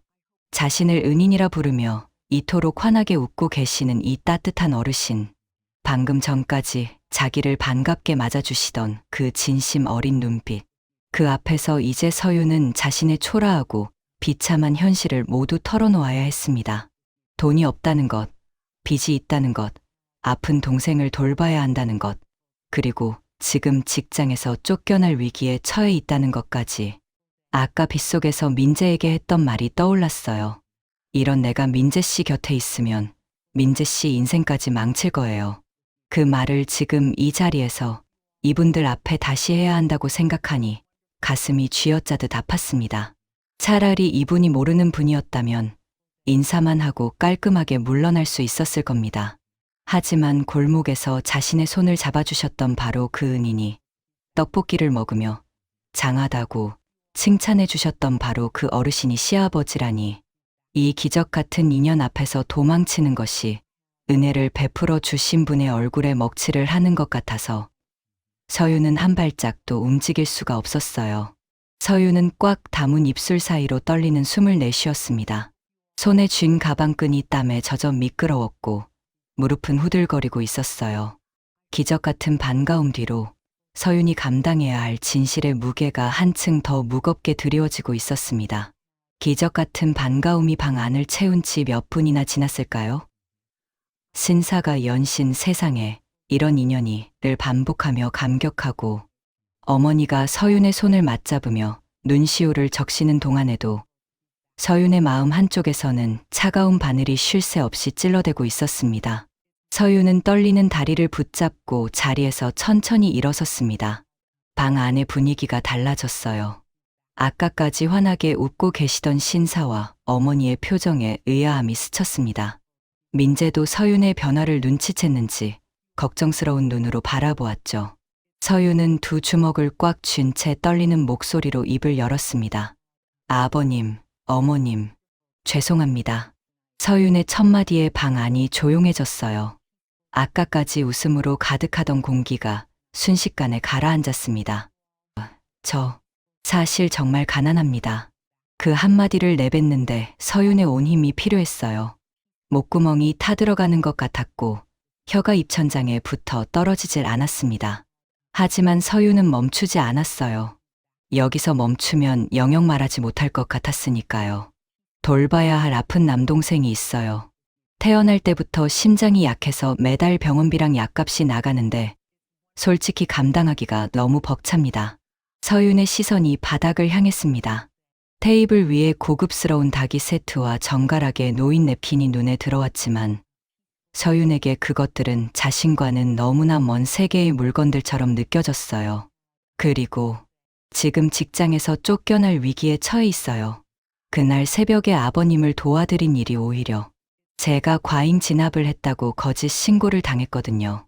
그 사람들 아버지가 지역에서 힘 있는 분이라 지구대장님까지 저한테 사표를 쓰라고, 아니면 파면하겠다고 하셨어요. 서윤의 목소리가 가늘게 떨렸습니다. 손끝이 싸늘해질 정도로 주먹을 쥐고 있었지만 떨리는 건 멈출 수가 없었어요. 경찰이 잘리면 저한테는 아무것도 남지 않습니다. 이런 제가 감히 이 자리에 있어도 되는 건지 모르겠습니다. 민재 씨한테는 저보다 훨씬 좋은 사람이 있을 거예요. 민재 씨 인생의 짐이 되고 싶지 않아서. 그래서 오늘 이 자리에서 솔직하게 말씀드리려고 왔습니다. 서유는 고개를 깊이 숙였어요. 더 이상 말을 이을 수가 없었습니다. 목이 메어 다음 단어가 나오지 않았고 눈 안쪽에서 뜨거운 것이 치밀어 올라왔지만 이 자리에서 울면 안 된다고, 울어서는 안 된다고 서유는 이를 악물었어요. 방 안에 무거운 침묵이 내려앉았습니다. 찻잔 위로 피어오르던 김마저 사라진 것 같은 숨막히는 정적이었어요. 민재는 서윤의 등을 바라보며 입술을 꽉 깨물었고 어머니는 두 손을 모은 채 남편의 얼굴을 살폈습니다. 그때였어요. 고개를 떨군 서윤의 손 위로 따뜻하고 두툼한 온기가 내려앉았습니다. 서윤이 깜짝 놀라 올려다보았어요. 신사가 자리에서 일어나 서윤의 앞으로 와 있었습니다. 그리고 서윤의 거칠고 작은 손을 자신의 크고 따뜻한 두 손으로 꽉 맞잡고 있었어요. 며칠 전 골목에서 서윤이 노인의 손바닥 위에 10,000원짜리 지폐를 올려놓고 감싸 덮었던 것처럼 지금은 신사가 서윤의 손을 그렇게 감싸주고 있었습니다. 그게 무슨 소리냐? 신사의 목소리는 낮았지만 단단했어요. 떨림 하나 없는, 흔들리지 않는 목소리였습니다. 내가 그날 보여준 그 귀한 마음. 그게 우리 집에 오는 건 축복이란다. 서윤이 고개를 들었어요. 신사의 눈과 마주쳤습니다.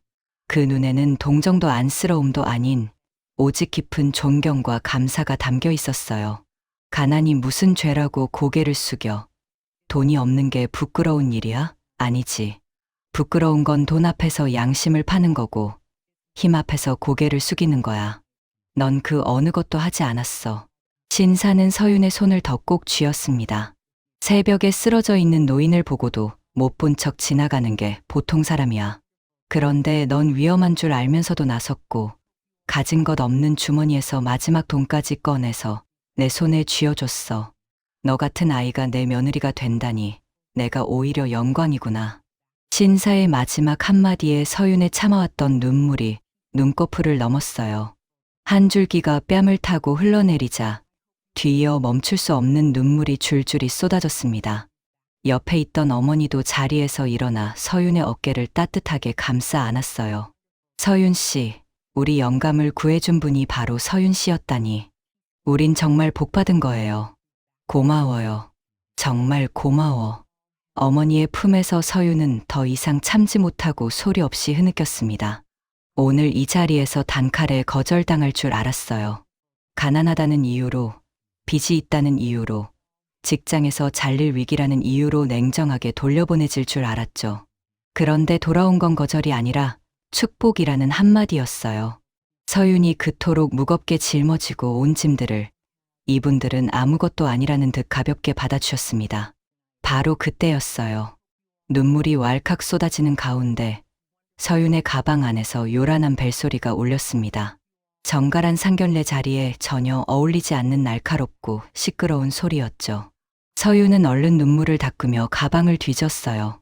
휴대폰 화면에 뜬 이름을 확인하는 순간 서윤의 표정이 돌처럼 굳었습니다. 지구대장 오상철. 서윤의 손이 반사적으로 통화 거절 버튼 쪽으로 향했어요. 이 자리에서 이 전화를 받을 수는 없었습니다. 하지만 서윤이 버튼을 누르기도 전에 신사의 낮은 목소리가 들렸어요. 받아라. 서윤이 고개를 들었습니다. 신사의 얼굴에서 아까까지의 따뜻한 미소가 사라져 있었어요. 대신 그 자리를 채운 건 포장마차에서도 골목에서도 한 번도 본 적 없는 서슬퍼런 눈빛이었습니다. 스피커폰으로 받아. 신사의 목소리는 조용했지만 그 안에 담긴 무게감은 방 안의 공기를 통째로 눌러버릴 것 같았어요. 서윤은 영문을 모른 채 떨리는 손으로 통화 버튼을 누르고 스피커폰을 켰습니다. 전화가 연결되자마자 오상철의 고함이 룸 안을 가득 채웠습니다. 임순경, 너 아직도 정신 못 차렸어? 그 목소리에 서윤의 어깨가 움츠러들었어요. 민재의 얼굴이 일순간 굳어졌고 어머니는 놀란 표정으로 휴대폰을 바라보았습니다. 당장 기어와서 최 회장님 앞에 무릎 안 꿇어. 내가 오늘 안에 해결하라고 했지. 오늘 해 안에 안 오면 내 경찰 인생은 여기서 끝이야. 알아? 끝이라고. 오상철의 목소리는 거의 광기에 가까웠어요.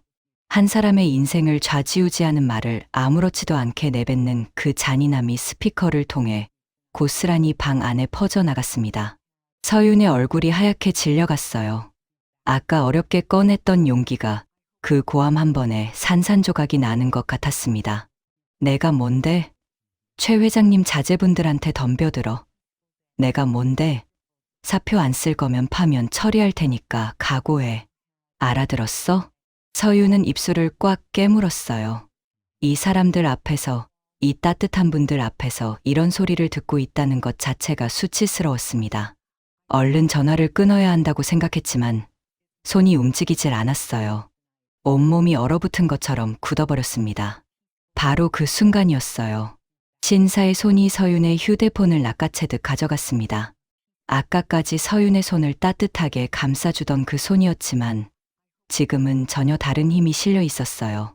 신사는 휴대폰을 귀에 가져다 대고 낮고 묵직한 목소리로 한마디 한마디 또박또박 내뱉었습니다. 나 강도연이다. 전화기 너머에서는 숨소리조차 들리지 않는 완벽한 정적이 흘렀습니다.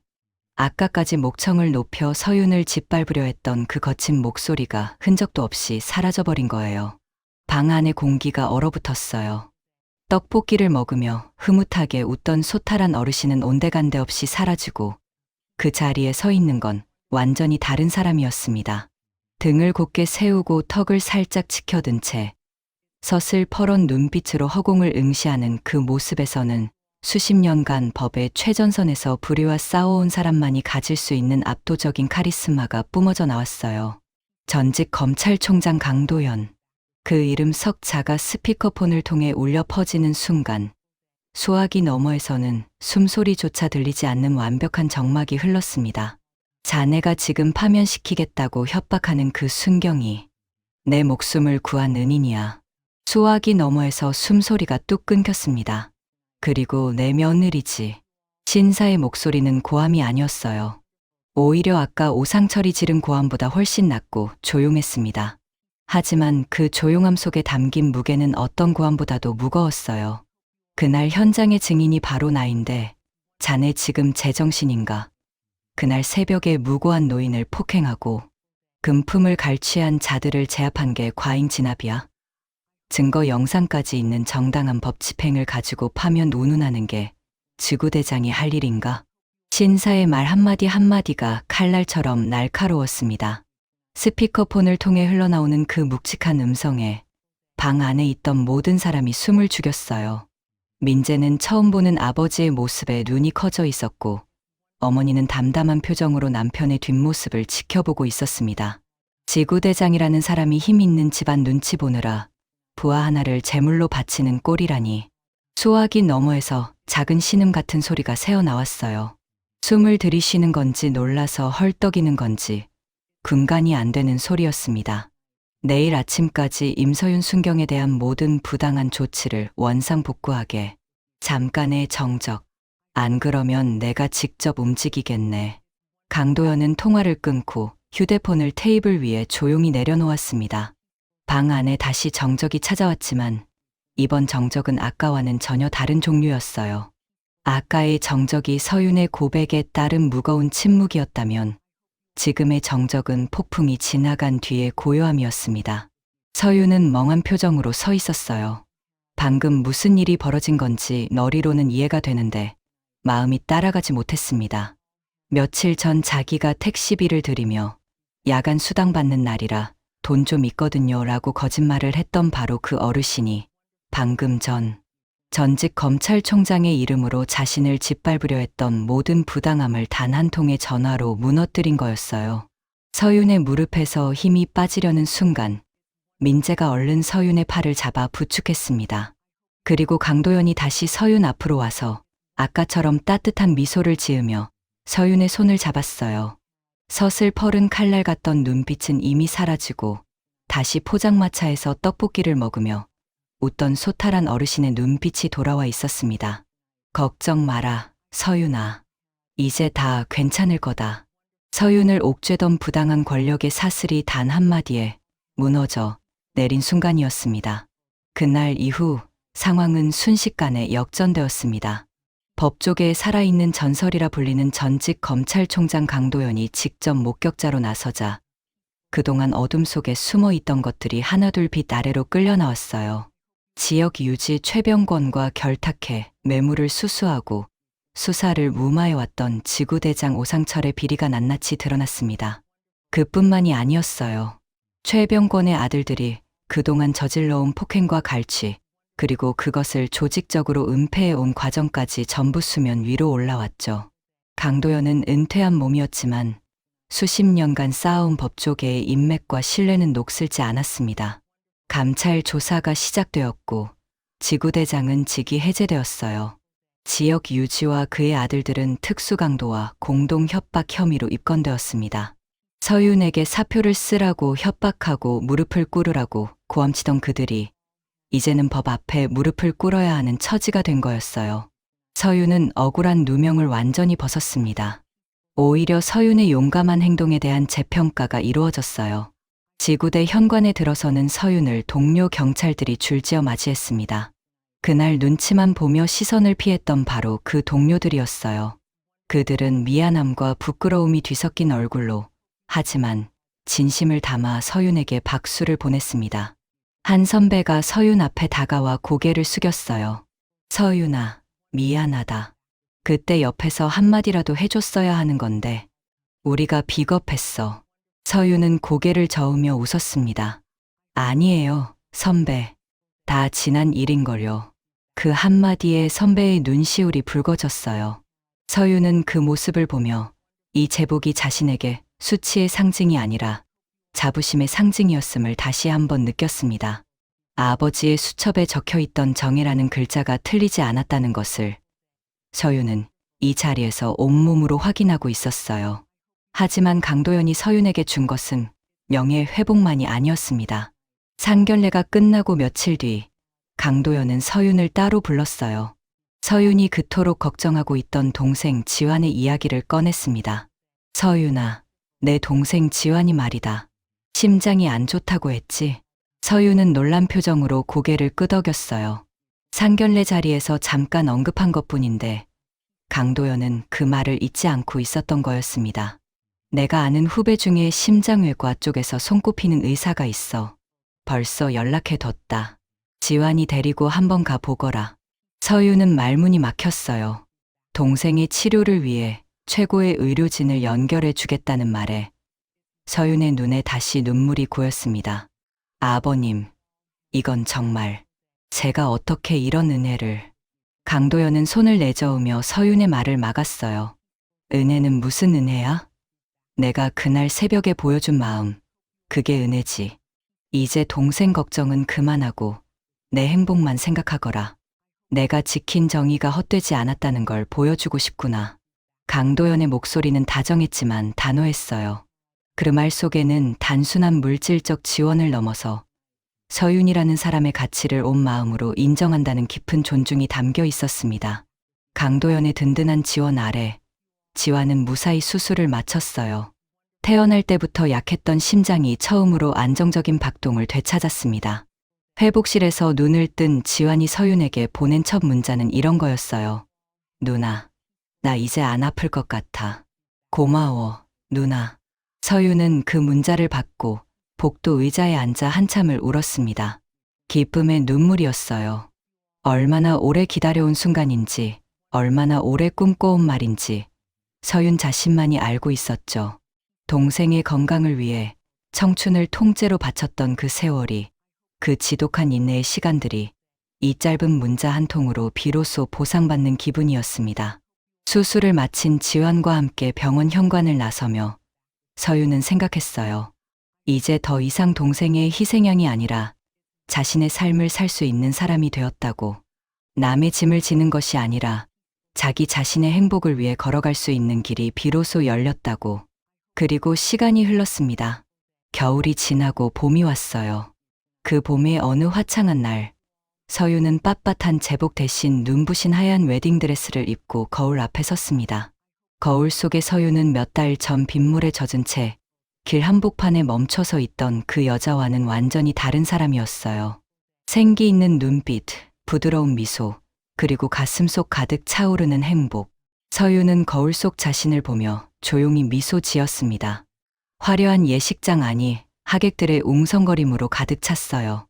서윤이 버진로드 입구에 서자 가장 먼저 눈에 들어온 건 상석 맨 앞줄에 앉아 흐뭇한 미소를 짓고 있는 시아버지 강도연의 모습이었습니다.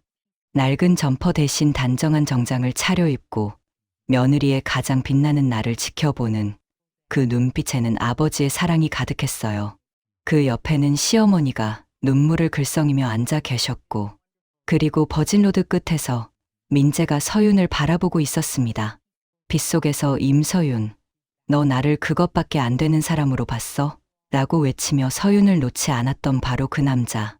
민재는 서윤이 한 발 한 발 다가올 때마다 점점 눈시울이 붉어졌지만 끝내 환하게 웃었습니다. 서윤은 버진로드를 걸으며 지난날의 그 어두운 골목을 떠올렸어요. 한겨울 새벽, 칠흑 같은 어둠 속에서 칼바람을 맞으며 맞닥뜨린 그 순간, 위험에 처한 어르신을 보고 못 본 척 지나칠 수도 있었습니다. 식어버린 도시락을 들고 집에 가서 따뜻한 이불 속으로 들어가면 그만이었어요. 그게 보통의 선택이었을 겁니다. 하지만 서윤은 멈춰섰죠. 비닐봉지를 바닥에 내려놓고 어둠 속으로 걸어 들어갔어요. 그 짧은 용기가, 그날 새벽의 그 한 걸음이 지금 이 자리에 서윤을 서게 만든 거였습니다. 그날 서윤이 노인의 손바닥 위에 올려놓은 것은 단순한 10,000원짜리 지폐 2장이 아니었어요. 타인의 상처를 그냥 지나치지 못하는 따뜻한 마음, 자기가 가진 것이 없어도 나눌 줄 아는 진심, 그리고 아버지에게 물려받은 정이라는 이름의 작은 불꽃이었습니다. 그 작고 당연했던 마음들이 씨앗이 되어 어느새 벼랑 끝에 서 있던 서윤의 삶을 구원하는 가장 따뜻한 손길이 되어 돌아온 거예요. 서윤은 민재의 손을 꼭 잡았습니다. 민재의 손은 그날 빗속에서와 똑같이 따뜻했어요. 서윤은 가슴 깊이 차오르는 행복을 고스란히 느끼며 민재의 눈을 바라보았습니다. 예식장을 가득 채운 축복의 박수 소리가 울려 퍼졌어요. 앞줄에서 시아버지 강도연이 힘껏 박수를 치고 있었고, 그 옆에서 시어머니가 눈물을 닦으며 웃고 있었습니다. 건강을 되찾은 지환도 객석 한쪽에서 환하게 웃으며 누나의 가장 빛나는 순간을 지켜보고 있었어요. 타인에게 건넨 아주 작은 온기가 결국 내 인생의 가장 추운 계절을 녹여주는 기적이 된다. 서윤은 이 소중한 한 문장을 가슴에 깊이 새기며 민재와 함께 문부신 미래를 향해 첫 발을 내디뎠습니다. 오늘도 시청해주신 여러분, 감사합니다. 오늘 이야기는 새벽 골목에서 우연히 마주친 한 노인과 젊은 경찰관의 인연으로 시작되었어요. 누군가의 고통 앞에서 외면하지 않았던 단 한 번의 용기가 두 사람의 인생을 송두리째 바꿔놓았죠. 세상이 아무리 차갑고 불공평해도 진심으로 건넨 손길은 반드시 돌아온다는 것을 서윤과 강도연 어르신이 보여주었습니다. 오늘의 이야기가 공감되셨다면 구독과 좋아요를 눌러주세요. 그리고 주인공들을 위한 응원의 댓글도 부탁드리겠습니다. 여러분의 하루하루가 조금 더 따뜻해지기를 진심으로 바라면서 지금까지 사연의 수첩이었습니다.